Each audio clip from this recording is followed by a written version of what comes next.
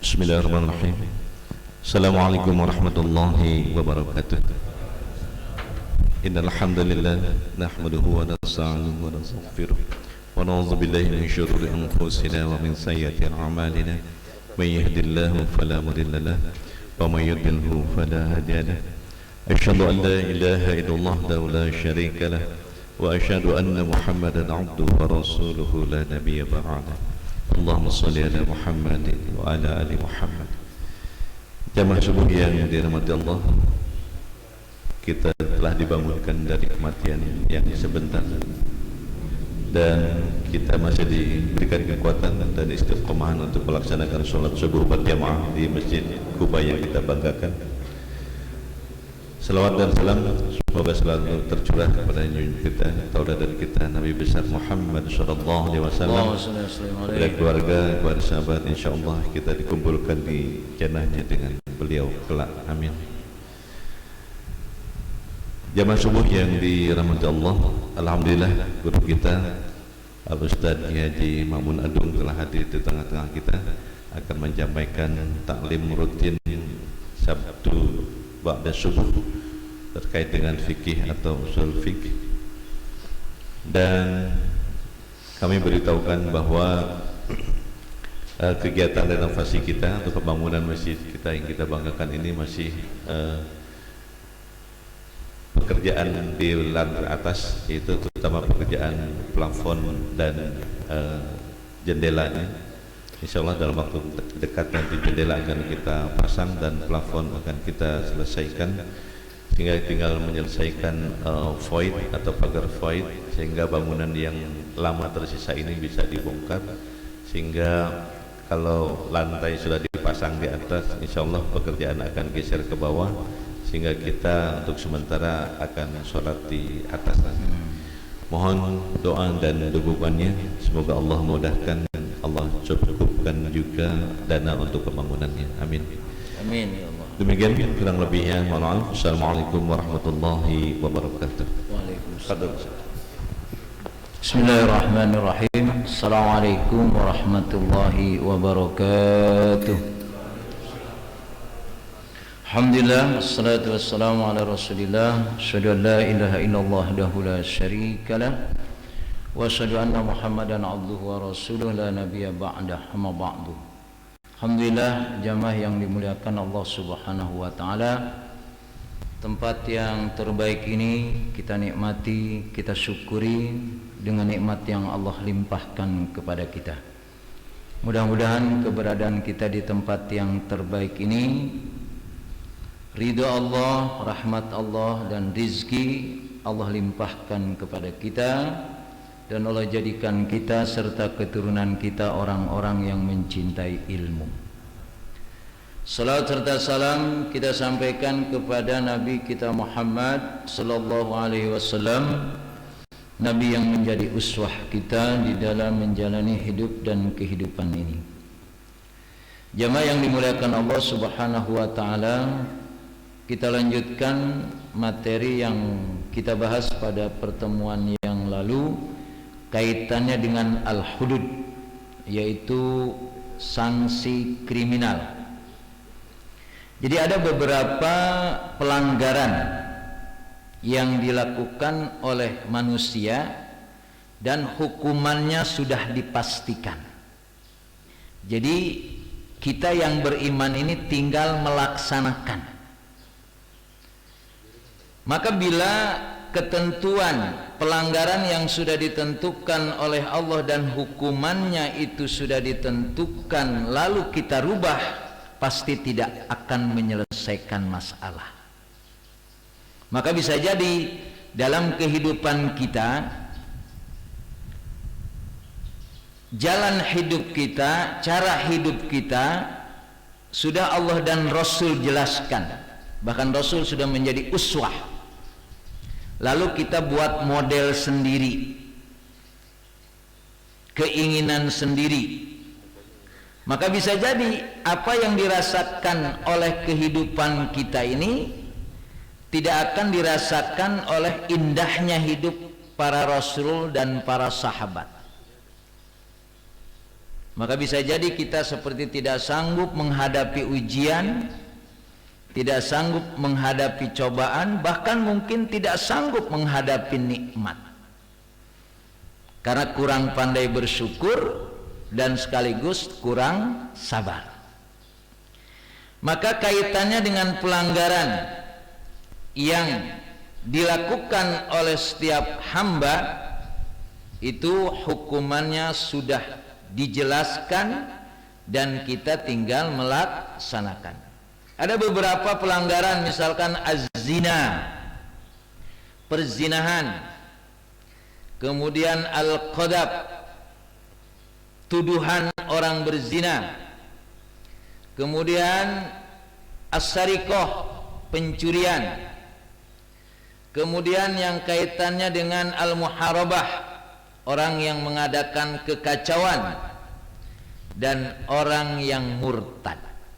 Itu beberapa contoh terhadap pelanggaran yang dilakukan oleh hamba Allah dan hukumannya sudah dijelaskan. Nah, maka ketika kita lari dari ketentuan Allah dan Rasul tadi, bisa jadi tidak akan pernah menyelesaikan apa yang terjadi pada kehidupan ini. Menyelesaikan pembunuh misalkan, ya, kalau tidak dihukum sesuai dengan apa yang Allah sudah jelaskan, kalau yang membunuh itu dibunuh, walaupun tidak mesti yang membunuh itu dibunuh ketika dimaafkan oleh keluarga yang terbunuh. Maka yang muncul adalah pembunuh tidak dibunuh lagi, hanya dimasukkan ke dalam penjara, itu pun tidak sesuai dengan apa yang diharapkan oleh keluarga terbunuh. Bahkan nanti dia keluar lagi dari penjara hanya beberapa tahun, begitu keluar setelah itu membunuh lagi. Ya. Ini fakta, ya, fakta. Maka penjara semakin penuh, ya. Ketika penjara semakin penuh, maka anggaran semakin meningkat, pelanggaran di dalam penjara semakin banyak. Begitu berikutnya. Kita lanjutkan pada pagi hari ini kaitannya dengan hukuman terhadap orang yang mencuri adalah wasariqatu faqta'u aydiyahuma jaza'an bima kasaba nakala minallah wallahu azizun hakim. Pencuri laki-laki dan pencuri perempuan, sekarang perempuan sudah banyak yang mencuri, ya, bahkan mencurinya lebih banyak lagi, ya. Jadi kalau kalimat wasariq wasariqatu itu Al-Quran mendahulukan laki-laki. Tapi kalau zina az-zaniyatu waz-zani, perempuan dulu baru laki-laki. Artinya apa? Secara umum bahwa pencuri itu kebanyakannya laki-laki. Ya. Yang menjadikan orang berzina itu diawali karena dengan perempuan. Itu salah satunya.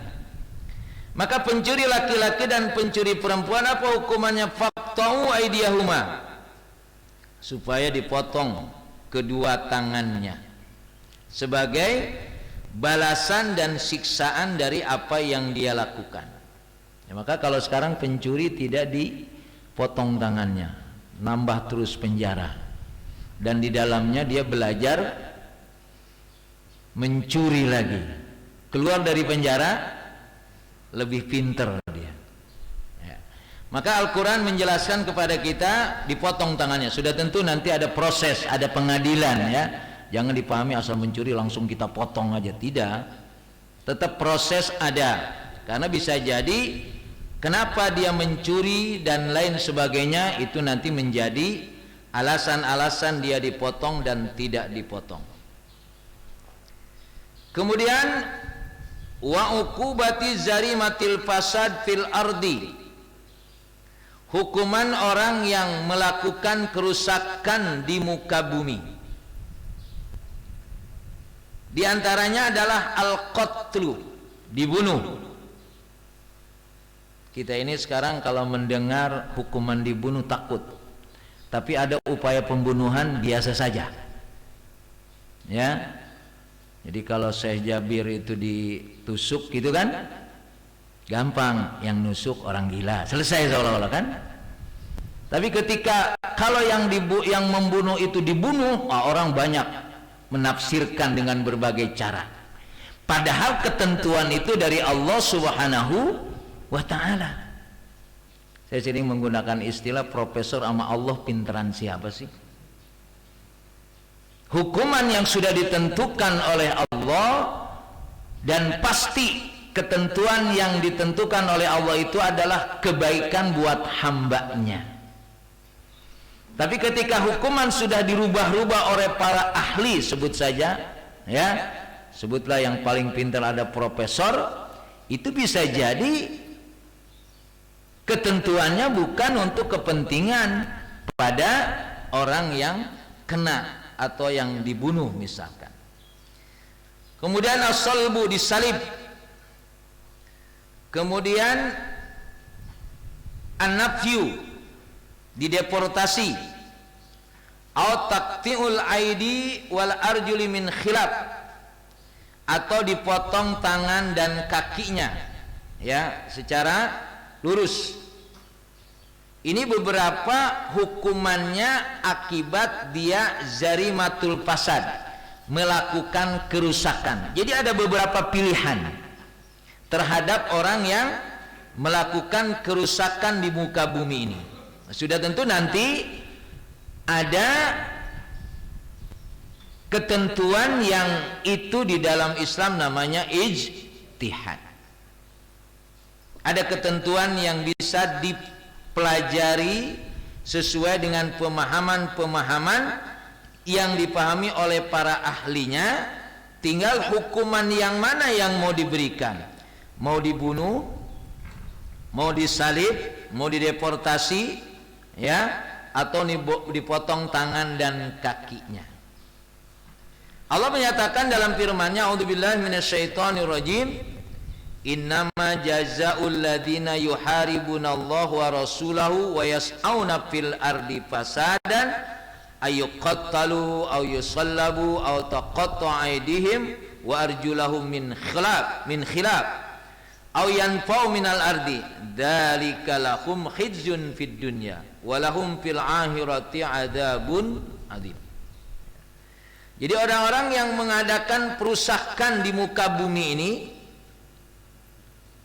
maka dia hukumnya bisa jadi dibunuh atau disalib atau dipotong kedua tangannya dan kakinya, atau yanfau fil ardi, atau dengan deportasi.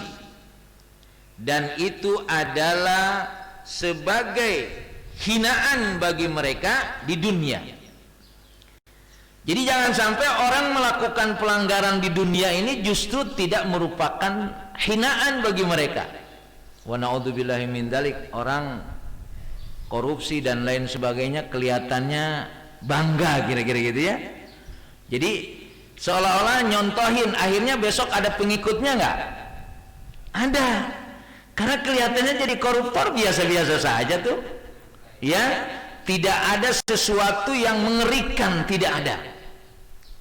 Maka seharusnya hukuman itu adalah menjadikan dirinya hina di dunia, khizyun fid dunya, walahum fil akhirati adzabun adzim. Dan belum selesai.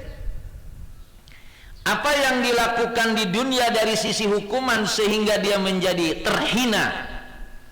Bukan naudzubillahi min dzalik, sampai ada kasus orang yang sudah koruptor, korupsi masih bisa jadi kepala daerah lagi. Kan luar biasa negeri ini. Ya, udah gitu menang lagi. Masya Allah. Artinya tidak ada lagi kehinaan, bahkan bisa jadi semacam satu ilmu, satu apa namanya, satu fakta. Orang yang habis korupsi, ya, terus nyalon lagi malah dapat, bisa jadi kaidah nanti malah, ya, karena ketika dia melakukan pelanggaran tidak terhina, Ya, bahkan orang berusaha memuji-mujinya dan lain sebagainya. Padahal kaitannya dengan hukuman ini, ketika orang melakukan pelanggaran, dia harus merasa terhina, dan kita juga harus menilai seperti itu. Tapi urusan akhirat belum selesai. Walahum fil akhirati adzabun adzim. Penegasan apa yang dijelaskan oleh Allah ini mestinya menjadi iktibar, menjadi pelajaran kepada kita. Jangan sampai kita melakukan apa yang sudah dijelaskan tadi. Wa uqubatu jarimatu sukar samanuna jaldah.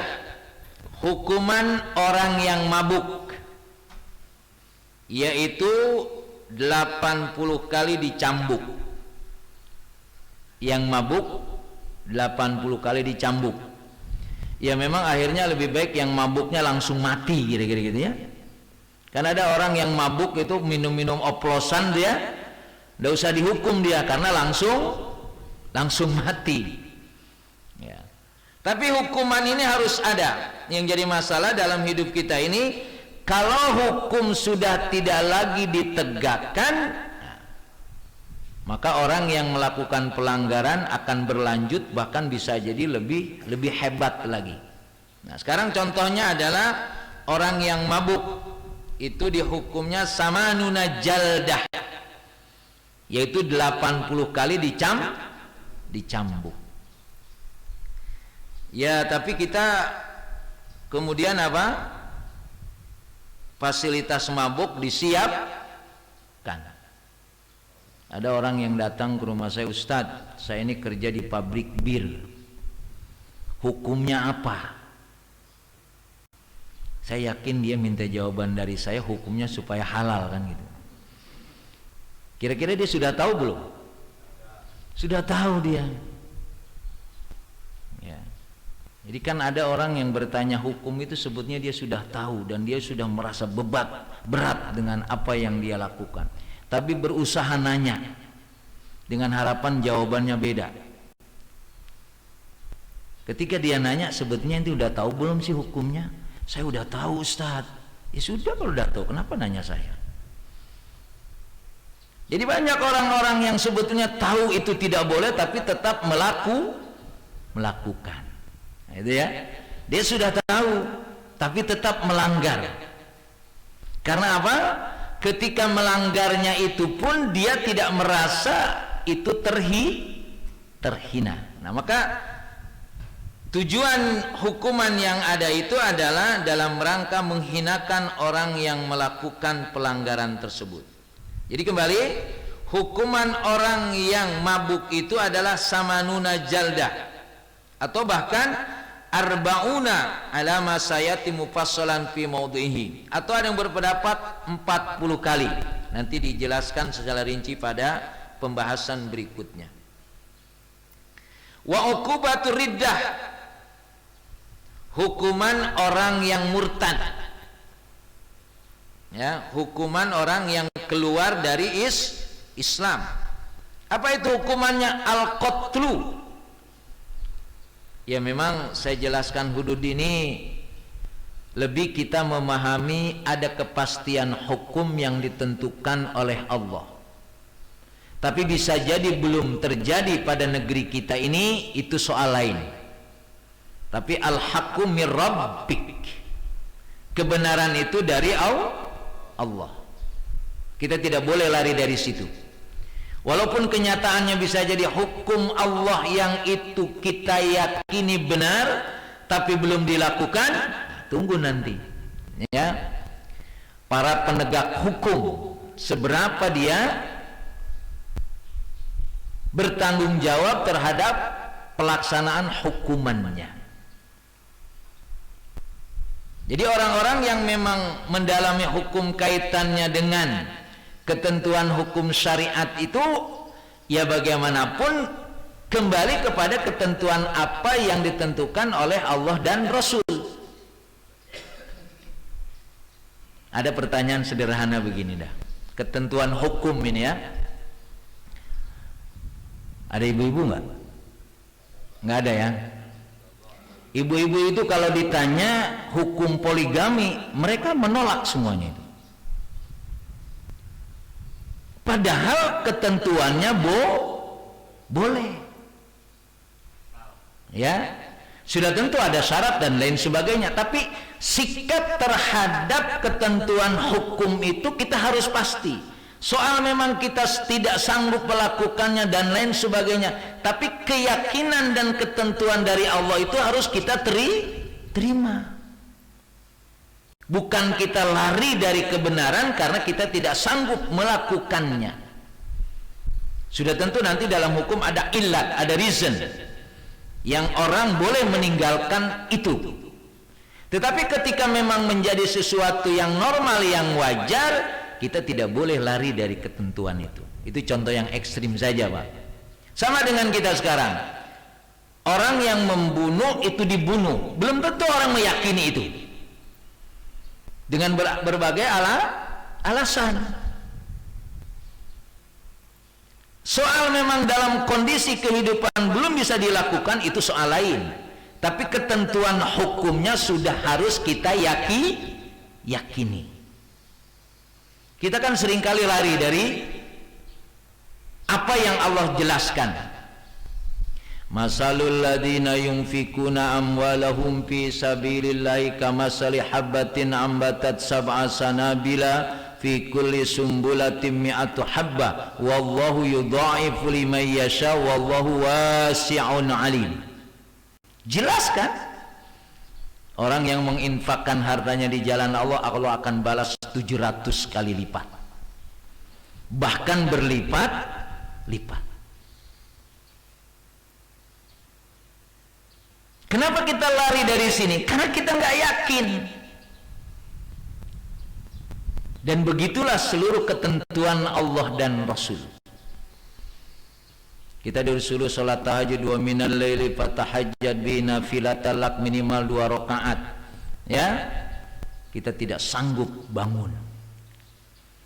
Alasannya ngantuk. Nggak ada orang bangun jam 3, jam 2 nggak ngantuk itu. Semua ngantuk. Tapi bisa melawan ngantuknya. Dan begitu berikutnya. Maka kita harus berusaha tadrizian, sedikit demi sedikit. Maka kalau bangun subuh saja nggak sanggup gitu kan, bagaimana dia sanggup menghadapi kematian ketika perang misalkan. Dan begitu berikutnya ya. Maka ketentuan hukum itu kalau sudah Allah menjelaskan, Rasul melaksanakannya, kita sami'na wa ata'na. Tinggal berproses, berusaha. Rasulullah sholatnya ke masjid, kita berusaha terus. Jangan cari alasan. Ini bisa cari alasan terus, nggak nyampe. Pas mati baru menyesal. Makanya kalau kita sudah mati baru banyak penyesalan ini. Wa uqubat ridha al-qatlu liqali Rasul man baddala dinahu faqtuluh. Orang yang murtad itu dibunuh. Kata Rasulullah, siapa yang mengganti agamanya faqtuluh, maka dia dibunuh. Kelihatannya mengerikan gitu ya. Orang beda agama kok gitu dibunuh. Karena menyelamatkan orang lain bukan hanya keselamatan di dunia, keselamatan nanti di akhirat. Jadi Bapak hadirin sekalian, apa yang kita lakukan di dunia ini kan semuanya dalam persiapan akhirat. Ngapain bangun masjid bagus-bagus kira-kira gitu kan? Bukan hanya untuk di dunia. Kenikmatan kita beribadah di masjid, yang masjidnya indah, yang masjidnya enak dilihat, good looking. Memang orang bahasanya memang berubah karena pikirannya berubah. Ya, apa yang kita lakukan dalam proses membangun masjid begitu besar, begitu indah, bukan untuk urusannya di dunia saja. Ini dalam rangka menyelamatkan kita, karena besok kita bakal mati. Jadi maka ketika misalkan kenapa orang pindah agama dari Islam keluar dibunuh, kita menyelamatkan dia. Allah ingin menyelamatkan orang ini karena nanti di akhirat ada hukumannya.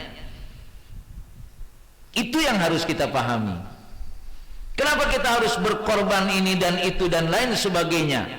Semua dalam rangka mempersiapkan karena kita bakal mati. Sehingga muncul hak asasi. Ini kan hak saya, mau pindah, mau agama, mau tidak. Nah ini kita ini punya tanggung jawab. Kehidupan orang yang beriman adalah dalam rangka menyelamatkannya di akhirat. Kalau di dunia kita masih bisa tolong menolong, salah masih bisa diingatkan, melanggar masih bisa dihukum. Untuk apa? Supaya nanti jangan kelanjutan, sehingga nanti begitu kita menghadapi akhirat, kita tidak menikmati apa yang sebenarnya itu kehidupan akhirat.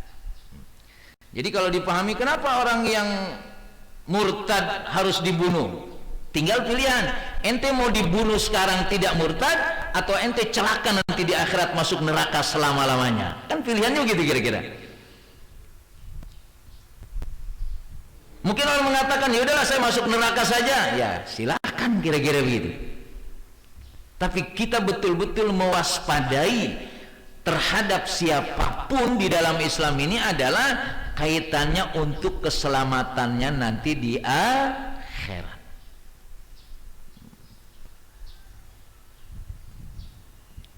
Itu hukuman terhadap orang yang riddah, orang yang keluar dari Islam. Jamaah yang dimuliakan Allah Subhanahu wa taala, maka dari segala ketentuan hukum itu adalah di sana memang ada keadilan. Adalatu hadil uqubat. Kita lihat kenapa hukuman membunuh dibunuh lagi, berzina dirajam, mencuri dipotong, dan begitu berikutnya. Kalau dalam bahasa apa hikmahnya? Ya kira-kira ya.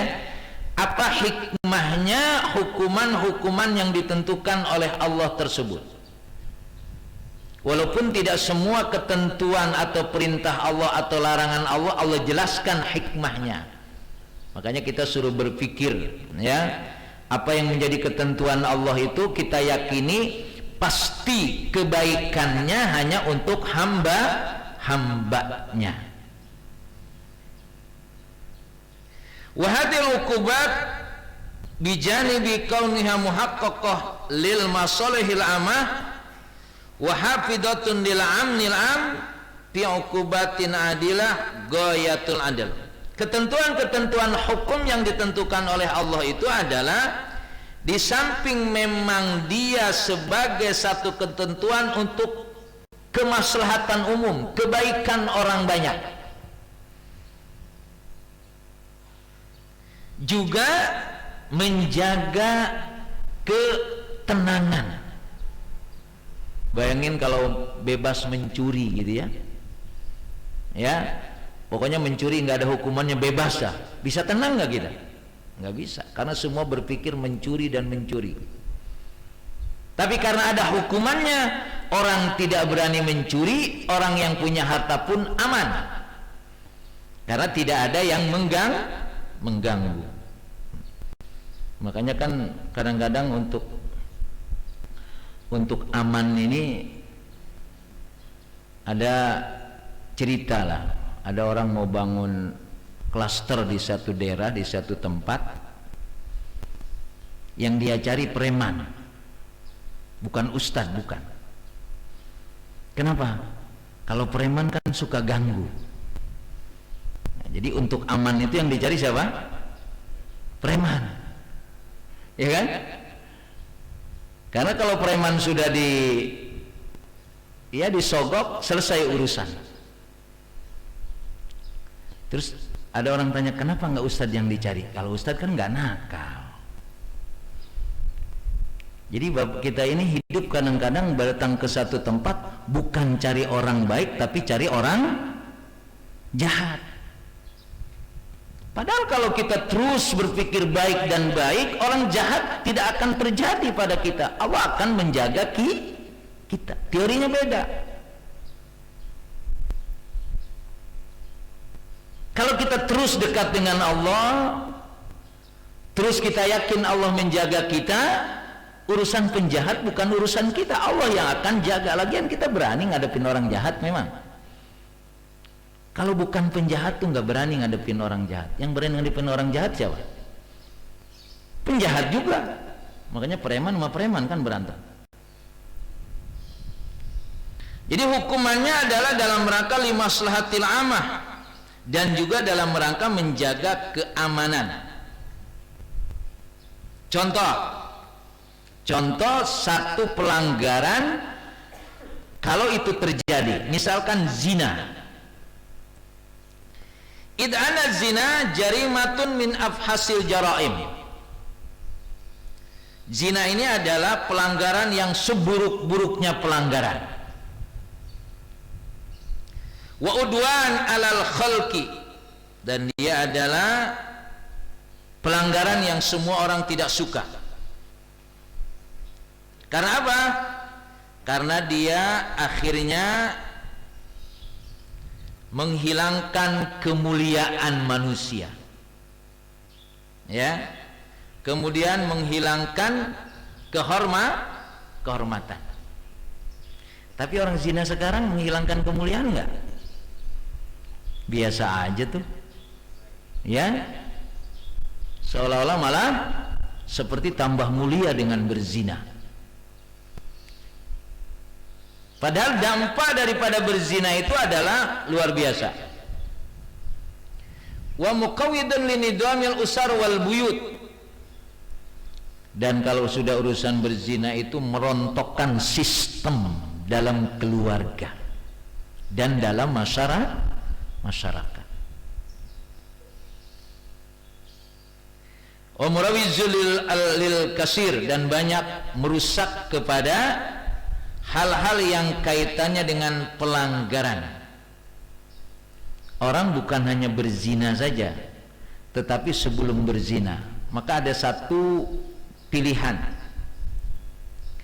membunuh, berzina dengan mabuk. Mana amalan yang berbahaya dari tiga tadi?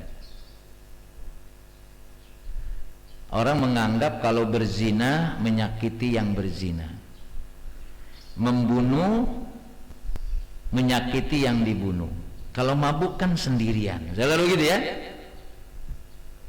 Ternyata begitu dia mabuk, dia akan melakukan pembunuhan, dia akan melakukan perzinahan.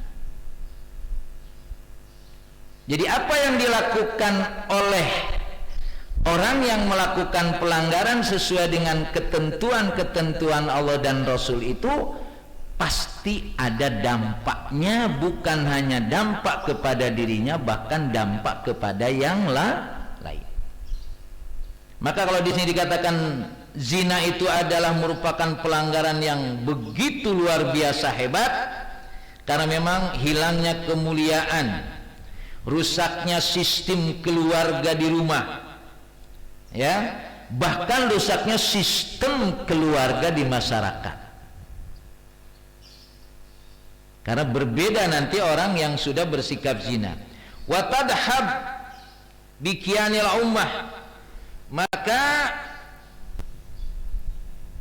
hilanglah nama baik umat. Wa ma'adalik faqad ihtatal Islam fi isbati hadil jarimah fastarata syurutan yakadu yakunu minal mustahil taufiruha. Maka dengan munculnya berbagai akibat zina tadi, maka hukumannya adalah memberikan satu hukuman yang seolah-olah hukuman itu memang betul-betul tidak bisa diterima oleh kehidupan kita ini. Bayangkan orang berzina itu dirajam itu dilempari dengan batu. Tidak akan kita bisa menerima kalau kita tidak meyakini yaitu memang sudah ketentuan Allah. Dan sebetulnya dampak-dampak dari zina di masyarakat itu begitu jelas. Makanya kaitannya dengan ini, wala taqrabuz zina, jangan mendekati. Karena sebelum orang berzina itu banyak proses yang dilakukan. Sekarang dengan berbagai model orang berzina itu caranya banyak. Nah, sehingga hukuman ini memang betul-betul seperti hukuman yang mustahil dilakukan. Tapi juga ternyata kalau hukuman ini pun tidak dilakukan sesuai dengan ketentuan Allah, ternyata madorotnya, dampak negatifnya juga banyak. Fa'uqubatu zina uqubatun kusida biha ajazru warid'u wal irhab. Jadi tujuan bahwa hukuman orang berzina itu adalah dalam rangka pencegahan, preventif terhadap apa yang akan terjadi berikutnya, dan juga menakut-nakuti bagaimana orang zina lalu dirajam, kan luar biasa. Tapi kalau hukuman ini tidak ada, maka yang muncul adalah orang tidak takut pada hukuman.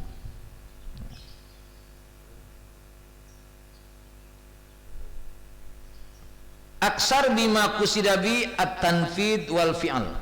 Jadi memang sebetulnya hukuman ini tujuannya adalah lebih kepada preventif, memberikan rasa takut supaya orang tidak melakukan zina. Itu lebih ditujukan ketimbang hanya sekedar orang itu dirajam. Jadi dirajam itu tidak apa-apa, kira-kira gitu ya. Proses yang dilakukan, proses rajam itu biasa saja. Justru kita melihatnya bukan karena takutnya dirajam, tapi takut dampak dari orang berzina. Kita kan melihatnya, kejam sekali ya. Orang dilemparin sampai mati. Sama dengan orang narkoba, pengedar narkoba dihukum mati, orang ribut, ya kan? Padahal berapa orang yang dia matiin.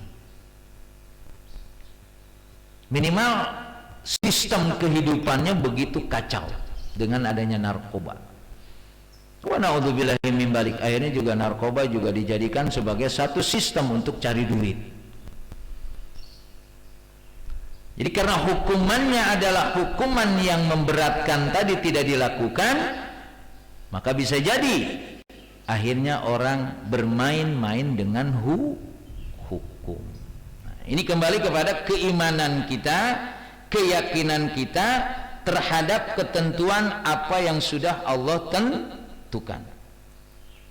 Di samping itu, alati tuwahitu rawabitul usrah wa tufarriq baina rajul wa zaujatuh.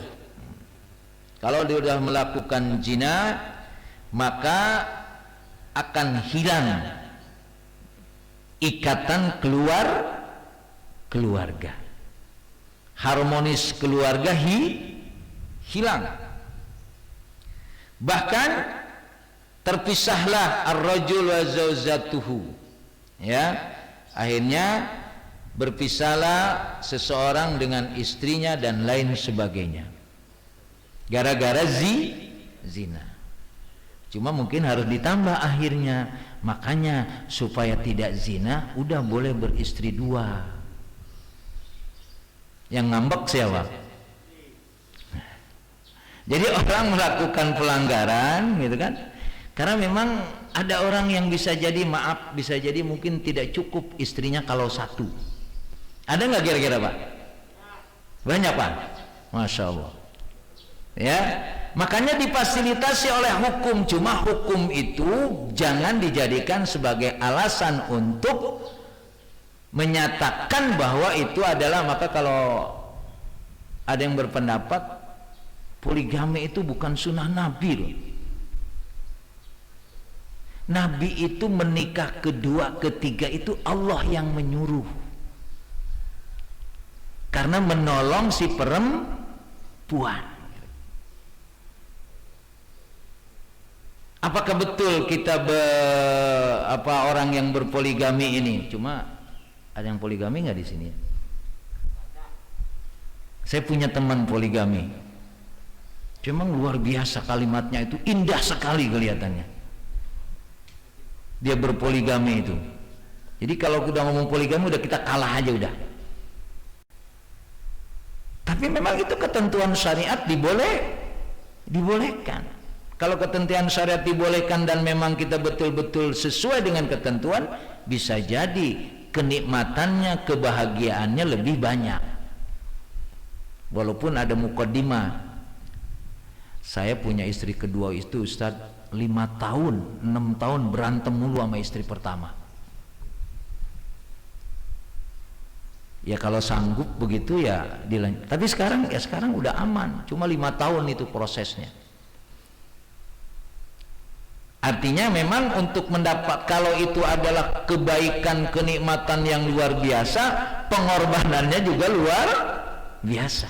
Nah, ini masalahnya mau nggak mengikuti melalui pengorbanan tadi. Kembali kepada zina ini sendiri, akhirnya akan merusak wa tahdim arkanal bait, dan merusak sistem yang ada di rumah. Dan kalau sistem yang ada di rumah rusak, akhirnya kondisi masyarakat juga rusak. Karena apa yang terjadi di masyarakat itu kan dari tiap rumah. Kalau setiap rumah kita ini di sana orang soleh dan soleha, maka keluar dari rumah itu ke masyarakat orang soleh dan soleha. Jadi makanya arkanul usrah, sistem kehidupan keluarga di rumah tangga itu menjadi kunci terhadap keadaan di masyarakat. Jadi jangan berharap di masyarakat ini akan mendapatkan satu kehidupan yang indah kalau di rumahnya sendiri sudah tidak indah. Wal bait wal khulyah al-ula fi bunyatil mujtama. Dikatakan di sini rumah itu adalah sendi pertama untuk membentuk kehidupan di masyarakat. Jadi kalau sudah setiap keluarga kita ini di rumahnya sudah sakinah, mawaddah, warahmah, tidak ada masalah di tengah masyarakat. Kita kan sekarang khawatir anak kita baik di rumah, tapi begitu keluar belum tentu. Karena kondisi setiap rumah itu berbeda. Maka al-bait huwa khulyah al-ula fi bunyatil mujtama. Rumah itu adalah sendi pertama, pondasi pertama untuk menentukan atau membentuk keadaan masyarakat kita. Masya Allah, kalau semua saudara-saudara kita yang berada di Royal 2 ini sudah cinta masjid, cinta Quran, Masya Allah, kita tidak ragu lagi anak-anak kita keluar dari rumah. Tapi justru yang ada adalah keraguan dan ketakutan. Fa bi salahiha yasluh wa bi fasadiha yafsud. Maka kalau rumah itu sudah menjadi rumah yang indah, rumah yang baik, maka otomatis di masyarakat pun demikian. Tapi sebaliknya, kalau di rumah-rumah kita ini adalah rumahnya yang sudah keluar dari ketentuan-ketentuan syariat, maka orang-orang yang keluar dari rumah akan berkumpul di tengah masyarakat orang-orang yang jauh dari ketentuan syariat. Fatakliru jildu muqtarifin bihadil jarimah samanina jalah ba'da ajzihi anil insan. Ya, saya kira ini yang bisa saya sampaikan kaitannya dengan beberapa hikmah. Nanti kita lanjutkan kenapa hukuman orang mabuk itu 80 cambuk dan lain sebagainya. Ada beberapa penjelasan sedikit tentang hikmah, walaupun ini lebih kepada ijtihad. Tapi yang jelas jamaah yang dimuliakan Allah Subhanahu wa taala, ketentuan hukum itu kalau sudah Allah tentukan pasti di sana ada hikmahnya. Bisa jadi kita menangkap hikmahnya atau juga bisa jadi tidak bisa, itu kembali kepada kita. Tapi yang jelas ketentuan Allah dari hukum-hukum yang ada, walaupun kelihatannya seperti kita ini tidak menerimanya, dengan bahasa yang gampang melanggar hak asasi dan lain sebagainya, tapi yang pasti ketentuan hukum itu untuk kemaslahatan umatnya, untuk kemaslahatan hambanya. Maka justru yang harus kita takutkan adalah kalau kita tidak mentaati ketentuan atau syariat yang ditentukan oleh Allah dan Rasul. Wallahu a'lam bishawab. Saya kira ini mungkin ada yang menambahkan atau bertanya. Fadhol, Pak Saiful. Waalaikumsalam warahmatullahi wabarakatuh.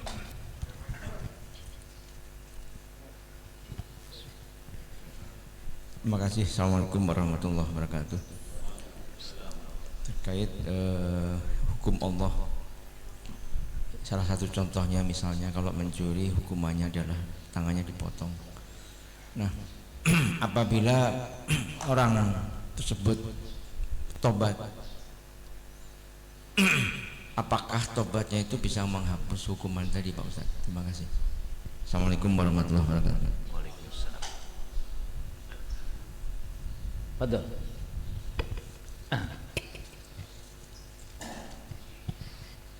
Terima kasih Ustaz. Nyambung pertanyaan dari Pak Haji Syaiful. Assalamualaikum warahmatullahi wabarakatuh. Waalaikumsalam. Ini terkait dengan hukum Allah dengan hukum manusia barangkali. Karena dalam negara-negara yang demokrasi seperti Indonesia, maka hukum manusia yang diterapkan bukan hukum Allah atau bukan hukum Islam. Berbeda dengan negara-negara yang sudah menerapkan hukum Islam. Nah, di negara kita putusan-putusan pengadilan atau putusan-putusan hukum terhadap pelanggar, baik itu membunuh atau berzina tadi atau murtad, hukum yang kita terapkan adalah hukum produk manusia, bukan syariah atau bukan hukum Allah. Sehingga karena kita menerapkan berdasarkan hukum manusia, maka saya melihat masih ada residu gitu, masih ada sisa antara putusan hukum Allah dengan putusan hukum manusia, sehingga kita akan menemukan sisa residu hukuman tadi yang tidak pas dengan ketentuan Allah itu di akhirat ketemunya. Nah, yang kedua, apabila kita menerapkan hukum Allah tadi, apakah dia membunuh harus dibunuh lagi, atau yang berzina harus dirajam, atau yang murtad harus kita bunuh gitu. Itu hukum Allah. Nah, kalau itu sudah diterapkan di dunia, karena kita sudah menerapkan ketentuan Allah, maka nilai residu atau sisa hukuman tadi insyaallah apakah di akhirat tidak akan kita temukan, karena kita sudah melaksanakan hukum Allah di dunia. Mungkin itu. Terima kasih Ustaz. Assalamualaikum warahmatullahi wabarakatuh. Waalaikumsalam warahmatullahi wabarakatuh. Ya, pertama adalah ketentuan hukum yang sudah ditentukan oleh Allah ini supaya kita tidak melakukan. Jadi kita yang sudah tahu ini jangan melakukan. Kemudian ternyata kita melakukan lalu dihukum dengan ketentuan hukum yang tidak syariah. Masih adakah sisanya? Sudah tentu masih ada. Jadi jangan berpikir ketika kita melanggar aturan Allah lalu tidak dihukum dengan ketentuan Allah, ya, itu mesti ada. Karena apa? Niat kita melakukan pelanggaran itu karena tidak takut kepada hukuman. Tapi pertanyaan berikutnya, ada nggak orang yang dihukum di dunia lalu bebas di akhirat? Ada satu kisah Cuma ini orang ini dia tidak ditangkap, ngaku sendiri. Kalau kita kan urusannya karena ditangkap aja, ketahuan baru ngaku. Kisah yang ada pada seorang perempuan datang kepada Rasulullah, ya Rasulullah, zina itu, saya berzina ya Rasulullah. Orang mengaku melakukan pelanggaran, tidak ada saksi dan tidak ada bukti, nggak bisa diterima. Maka ketika si perempuan tadi datang, saya melakukan zina, mana buktinya berzina? Tidak ada. Mana saksinya berzina? Tidak ada. Rasulullah membiarkan orang itu. Tapi setelah beberapa bulan datang lagi si perempuan itu, ya Rasulullah, zina itu, saya berzina ya Rasulullah. Itu buktinya, ada buktinya. Hamil. Bisa diterima, karena nggak mungkin orang hamil tanpa berzina atau tanpa berzima. Ketika si perempuan itu ada bukti, tidak ada saksi, tapi ada bukti. Akhirnya Rasulullah pesan kepada saudaranya, kepada walinya, supaya perempuan ini dijaga. Karena orang berzina dalam kondisi tersebut tidak langsung dirajam. Kata Rasulullah, apa yang terjadi secara proses saja ya. Kalau orang sudah berzina mengaku seperti tadi, dia melahirkan dulu. Setelah melahirkan, dia menyusui anaknya selama 2 tahun. Kembali lagi baru dirajam. Tidak berarti saya berzina ya Rasulullah langsung rajam, padahal dia sedang hamil. Saya berzina ya Rasulullah, bayinya sudah lahir, padahal belum disusui. Prosesnya seperti itu. Kan orang bisa berubah ya. Kata Rasulullah, ya sudah kamu pulang dulu, nanti kalau sudah lahir kamu kesini. Kira-kira gitu gampangnya. Padahal hukumannya begitu berat, dirajam kan? Sampai mati. Kira-kira berubah nggak pikirannya? Kemungkinan berubah. Kalau dia tidak meyakini apa yang menjadi konsekuensi hukuman itu memang sudah merupakan satu tanggung jawab. Tapi di dalam riwayat, kembalilah si perempuan itu setelah melahirkan dan setelah anaknya disusui, lalu dirajam oleh Rasulullah. Setelah dirajam, meninggal, dirawat sebagaimana orang meninggal. Dan bahkan dalam riwayat ini Rasulullah menyolatkan. Rasulullah menyolatkan perempuan yang berzina. Sahabat aja marah. Rasulullah, kenapa engkau menyolatkan si perempuan yang berzina ini? Kata Rasulullah, perempuan ini menyadari dia sudah tobat. Bukti tobatnya apa Pak? Dia lapor. Ya kan? Kalau sekarang kan enggak, buktikan saya korupsi, udah ditangkap masih ngelawan juga. Setelah dia dihukum, dirajam tadi, disolatkan, kata Rasulullah, hamba ini dosanya sudah habis andaikan dibagikan kepada 40 orang Madinah. Artinya konsekuensi akhiratnya sudah selesai. Dengan apa? Mengaku. Dan hukum ini adalah hukumannya, urusannya adalah dengan Allah. Nah, jadi kalau itu sudah terjadi seperti itu, selesai hukumannya. Sekarang kan orang dihukum karena apa?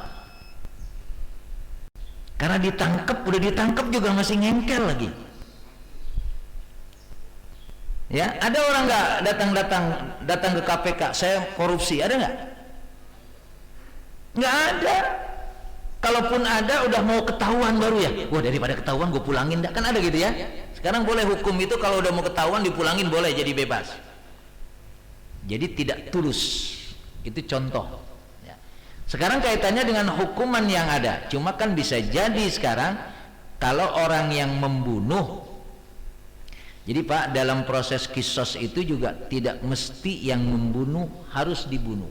Itu kembali ketentuannya kepada keluarga terbunuh. Kalau kata keluarga terbunuh tidak perlu dibunuh, hakim menyatakan tidak dibunuh. Jadi ketentuan hukumnya bukan dari hakim, ketentuan hukumnya dari keluarga terbunuh atau ahli waris terbunuh. Tinggal memang konsekuensinya nanti membayar diat. Itu jangan dipahami setiap yang membunuh pasti dibunuh, tidak. Proses di dalam syariat Islam itu adalah dia bisa jadi dibunuh sesuai dengan keputusan keluarga terbunuh, dan hakim tidak bisa menolak. Ketentuan untuk membunuh dan tidak dibunuh itu kembali kepada ketentuan keluarga yang terbunuh, bukan keputusan hakim. Hakim cuma memutuskan sesuai dengan ketentuan keluarga. Konsekuensinya memang membayar diat. Diat itu sederhananya denda lah. Ya kalau bahasa di kita mah ya buat tahlilan lah, kira-kira gitu. Kira-kira, dan itu memang ketentuannya tidak pasti ketentuannya, tapi tetap harus membayar diat. Kembali kepada kemampuan orang yang membunuh tadi. Sekira begitu ya. Nah, kemudian kaitannya dengan tadi, si pencuri tangannya sudah dipotong, ya. Karena di sini, kalau di sini tidak ada pemaafan. Kalau yang memburu tadi kan ada pemaafan, tidak perlu dibunuh dari si pihak terbunuh. Kalau dalam pencurian ini saya melihat tidak ada pemaafan, udah deh jangan dipotong, dah tangannya nggak ada. Berarti kalau dia mencuri sesuai dengan ketentuan yang ada, bahwa dia dipotong tangannya. Pertanyaannya berikutnya adalah, apakah kalau sudah tobat tidak ada hukuman berikutnya? Kalau dia sudah dihukum selesai. Kalau dia sudah taubat. Cuma masalahnya tadi, kalau orang sudah mencuri dipotong tangannya, kemungkinan mencuri bisa nggak? Bisa saja kan? Tetap bisa. Nah, masalahnya dia setelah dia dipotong tangannya, dan sudah tentu yang dicurinya dikembalikan. Karena kalau urusan dengan Adam, dengan sesama manusia, hak manusianya dikembalikan. Saya kasih contoh yang agak ekstrim. Koruptor korupsinya 10 miliar misalnya, 10 miliar, lalu dinyatakan salah oleh hakim dan mengembalikan hasil korupsinya. Mungkin hakim tidak suruh mengembalikan 10 miliar, sebutlah 5 miliar. Selesai hukumannya, hukuman di dunia selesai. Pertanyaannya, yang pasti tahu berapa miliarnya siapa? Si koruptor kan? Mestinya, Pak Hakim, saya kan korupsinya 10 miliar, kok disuruh mengembalikan 5 miliar? Ada yang begitu? Kalau itu hak manusia, maka harus dikembalikan. Maka tobat terhadap kesalahan kepada manusia itu beda dengan tobat kesalahan kepada Allah. Kita tidak sholat, ya, itu kan urusan kita dengan Allah. Ya, kita menyesal dari apa yang sudah kita lakukan. Kemudian kita tidak mungkin lagi meninggalkan sholat. Dan sekaligus berikutnya kita berusaha menambah dengan amal-amal soleh. Itu urusan dengan Allah. Tapi urusan dengan manusia, mencuri, seseorang mencuri harta si fulan, dia tobat, sudah tidak lagi mencuri, ya kan? Dia menyesal tidak mencuri lagi. Sekarang dia rajin ibadahnya, tapi hasil curiannya nggak dikembalikan, belum selesai. Maka koruptor itu kalau dia tidak mengembalikan apa yang diambilnya, masih diperhitungkan nanti, walaupun sudah dipenjara dan lain sebagainya. Karena itu haknya hak manusia, apalagi hak negara. Hutang piutang saja, boleh nggak kita berhutang? Boleh. Tapi kalau kita tidak bayar hutang itu, ya, hutang itu tidak akan selesai kalau kita tidak dilepas atau tidak diikhlaskan oleh yang berpiutang. Bapak punya utang sama seseorang, Bapak nggak bayar, kata Bapak misalkan, dia mah nggak nagih sih, ya kan? Tidak nagih bukan berarti hutang bebas. Tetap kita tanya kalau mau, ya Allah saya udah sekian puluh tahun punya utang sama ente nggak kebayar-bayar nih. Kalau kata dia, udahlah ana bebasin, selesai. Maka kalau mau pinjam, cari pinjaman yang kalau mati dibebasin, Pak. Enak itu. Urusan manusia selesai dengan apa yang ditentukan oleh manusia tadi. Nah, hutang saja yang boleh kalau tidak diselesaikan itu akan dikejar sampai akhirat. Bahkan ada riwayat orang yang mati syahid gara-gara hutang dia tidak bisa masuk surga. Maka dalam muamalah itu lebih harus hati-hati, Pak. Ibadahnya rajin, ininya rajin gitu kan? Ya, tapi ngentitnya juga rajin, hati-hati. Walaupun kelihatannya orang ikhlas-ikhlas saja gitu ya, urusan muamalah harus dipastikan. Karena urusan muamalah itu adalah harus ada ijab qabul yang jelas. Karena kalau tidak jelas berarti urusannya sampai akhirat. Maka harta yang banyak, yang orang memiliki harta yang banyak, lalu dia mendapatkan harta yang banyak, dia meninggal dengan meninggalkan harta yang banyak tadi. Dia tidak menikmati hartanya, tapi dia akan dipertanggungjawabkan hartanya itu. Orang-orang yang miliaran atau yang triliunan atau yang apalah, ada enggak orang kaya mati? Banyak ya. Dia tidak menikmati hartanya. Yang menikmati ahli warisnya. Pertanyaannya, yang bertanggung jawab terhadap harta yang ahli waris itu siapa? Yang meninggal. Menikmati enggak, tapi pertanggungjawabannya ada. Nah, makanya jangan jangan sampai harta ini kita tinggalkan, apalagi harta itu adalah bagian daripada pertanggungjawaban kita. Tapi kalau kita punya harta sudah kita sedekahkan dan lain sebagainya, selesai sudah. Ahli waris pun menerima harta yang halal dan berdoa mudah-mudahan ahli waris menggunakan harta dengan sebaik-baiknya. Saya kira begitu Pak Saiful. Baik. Cukup? Alhamdulillah, mudah-mudahan apa yang saya sampaikan bermanfaat. Tapi yang jelas, hukuman atau ketentuan hukum dari Allah ini adalah jangan berpikir bahwa ini kan tidak berlaku di negeri kita, kita melanggar saja, jangan. Ya, ini lebih kepada ketentuan hukum ini harus dipahami untuk kehidupan kita.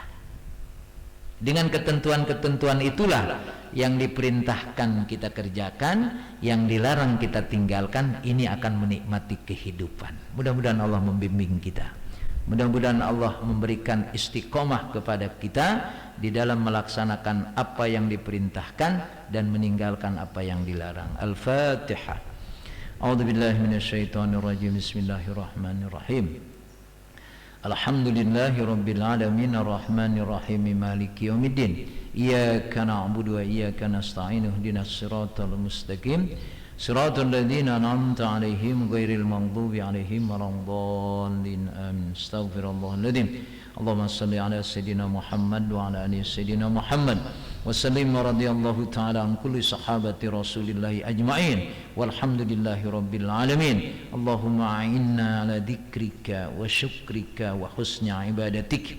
Allahumma anfa'na bima 'allamtana wa 'allimna wa 'allimna wa 'allimna ma yanfa'una warzuqna uluman tanfa'una. Rabbana zidna uluman nafi'an warzuqna fahman wasi'an wa amalan mutaqabbala. Allahumma arinal haqqa haqqa warzuqna ittiba'ah wa arinal batila batila warzuqna ijtinabah. Rabbana la tuzigh qulubana ba'da idh hadaitana wa hab lana min ladunka rahmah innaka antal wahhab. Rabbana atina fid dunya hasanah wa fil akhirati hasanah wa qina adzabannar. Subhana rabbika rabbil izzati amma yasifun wa salamun alal mursalin walhamdulillahi rabbil alamin. Assalamualaikum warahmatullahi wabarakatuh.